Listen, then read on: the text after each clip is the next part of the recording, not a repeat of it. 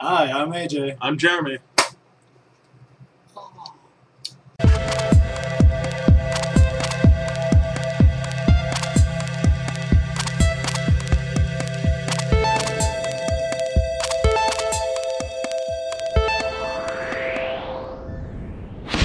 Now that AJ's game face is on, and mine too, welcome back to Extraordinary Times.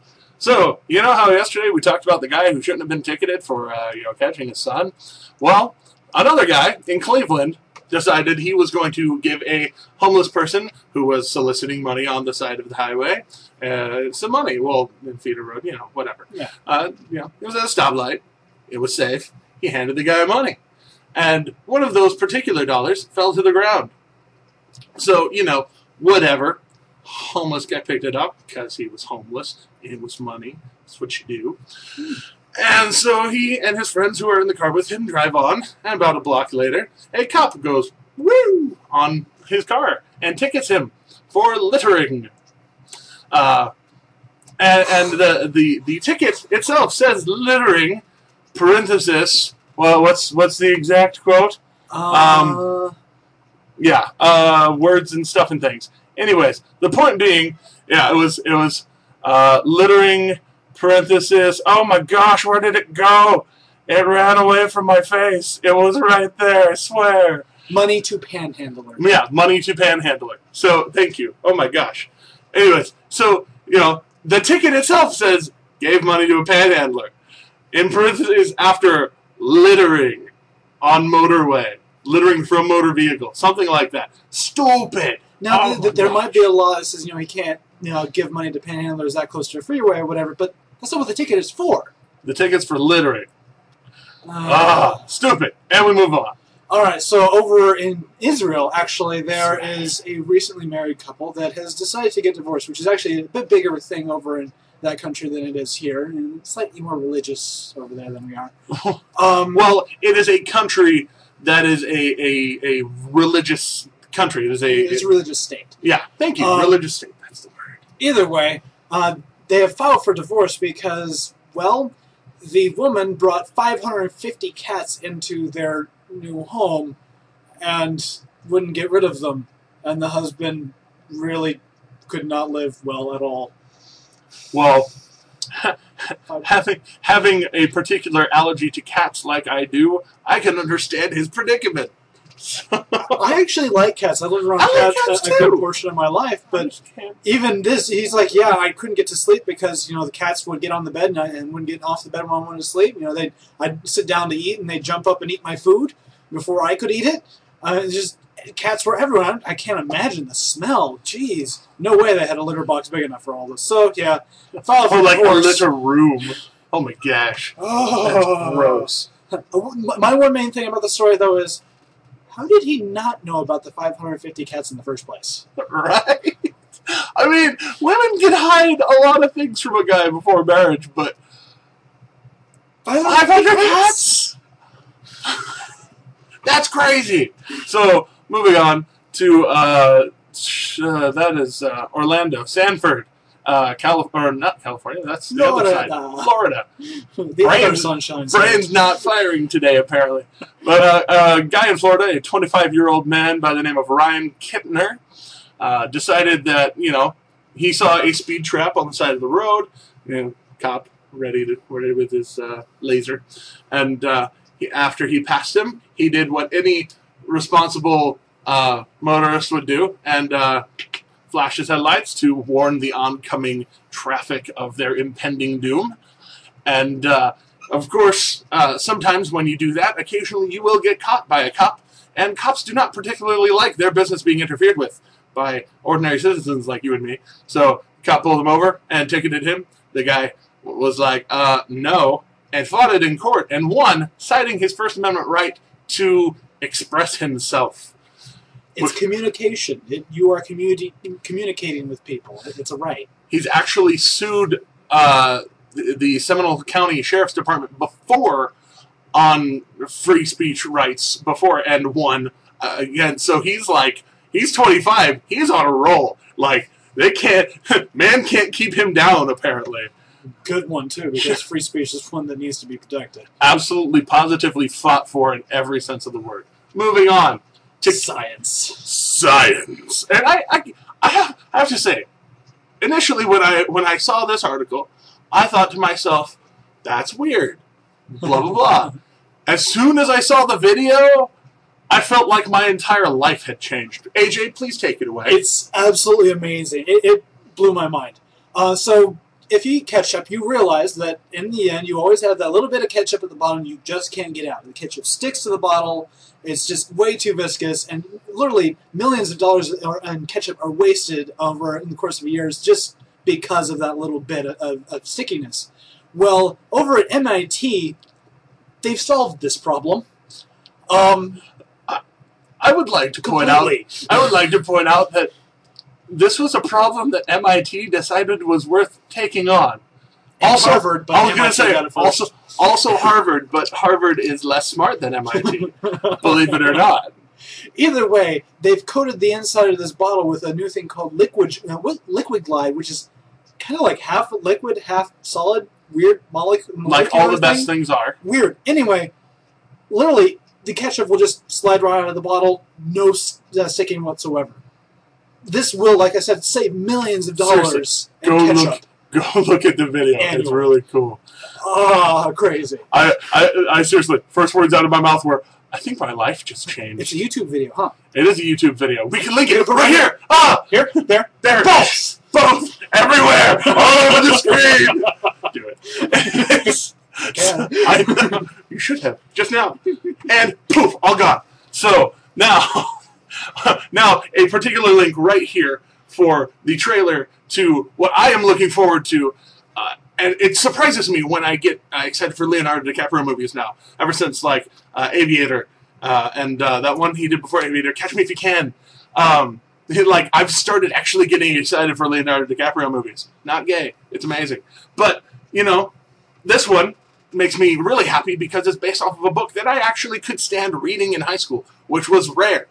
So, The Great Gatsby by F. Scott Fitzgerald is now going to be a movie at the end of this year, probably Christmas. Looks amazing. It looks really good, and I have hopes, which means I will probably be disappointed, but that's okay, because I need to go through and read it again. Yeah, right? Good book. That would be good.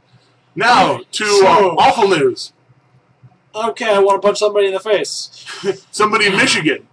Somebody in Michigan. I don't who happens to be a woman, but he is not a woman beater. Just saying. She literally physically can't, but that's another story entirely. So his sisters would kill him, but moving on.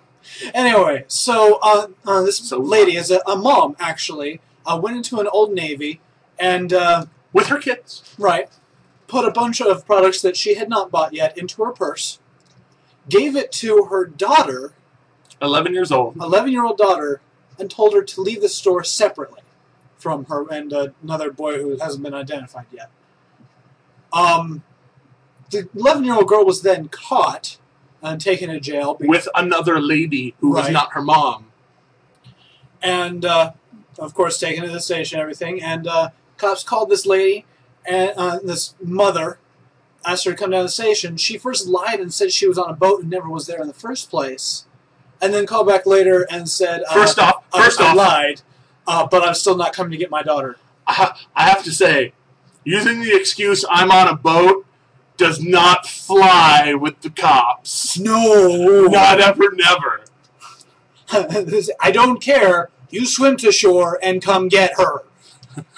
And P.S. You broke laws. So this nice. She's still under investigation. They're trying to actually get her right now, I think. They're trying to get a warrant to arrest her for things like retail fraud, child neglect, and contributing to the delinquency of a minor, which actually really was an 11-year-old listening to her mom, not actually being delinquent. It's terrible. Speaking of terrible, our last story of the day, which... Another person I want to punch in the face.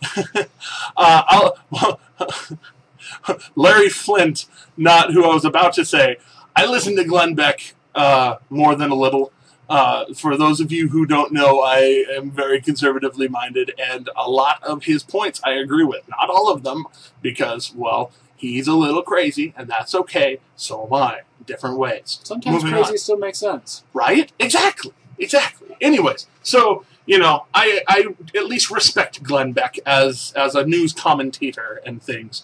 And his staff, one of which is a very beautiful, well-educated woman by the name of S.E. Cupp, who is a accomplished author, Ivy League educated woman, and now the target, if I can speak, good lord, of Larry Flint, the purveyor of Hustler magazine, oh, come on, AJ, you can do it, hold it in, who decided to portray Miss S.E. In a column called Celebrity Fantasy. What would S.E. Cupp look like with a insert explicative for male genitalia in her mouth? Yeah, I particularly find this to be degrading and awful. This is defamation. This is not... what is he trying to say it is? Well, in Larry Flint's defense, Larry Flint's defense in his own words is, that's satire. No, it's not. Hold on. I'm able to publish this because of the Supreme Court case I won in 1984, Flint versus Falwell. So, his defense is, pretty rock solid there. But at the same time, the Falwell case was, if I'm understanding it correctly, just him talking about how Pastor Falwell was... anyways, I don't even want to go into what it said, but it was just words. In this particular case, it is a doctored photo. And, well, the other thing that really gets me is that I found out about this because of Glenn Beck, because of Glenn Beck's website, The Blaze, which I frequent for news for myself. I don't always, use it as a source here because it is a lesser known news source and less credible, quote unquote. Which, for me it's credible, but for other people they might not find it as credible.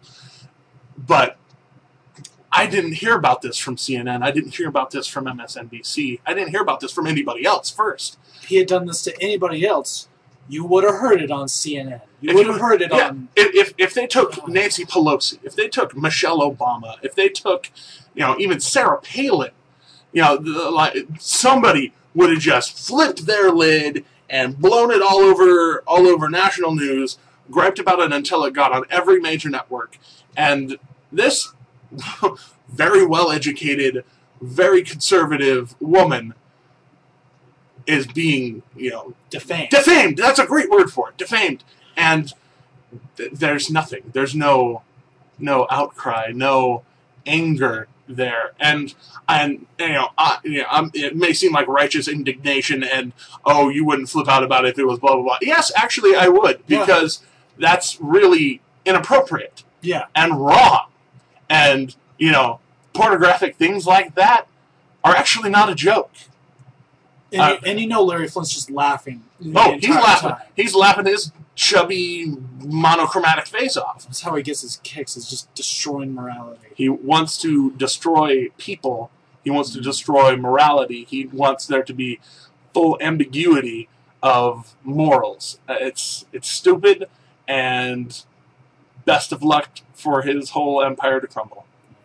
So thank you so much for watching us. Please share us with your friends. It's kind of the only way we're going to get out to anybody else other than everything else we've been trying. Like us if you liked it. Favorite us if you really liked it. Subscribe to us so we get better. I'm Jeremy. I'm AJ. And these are extraordinary times. Be aware.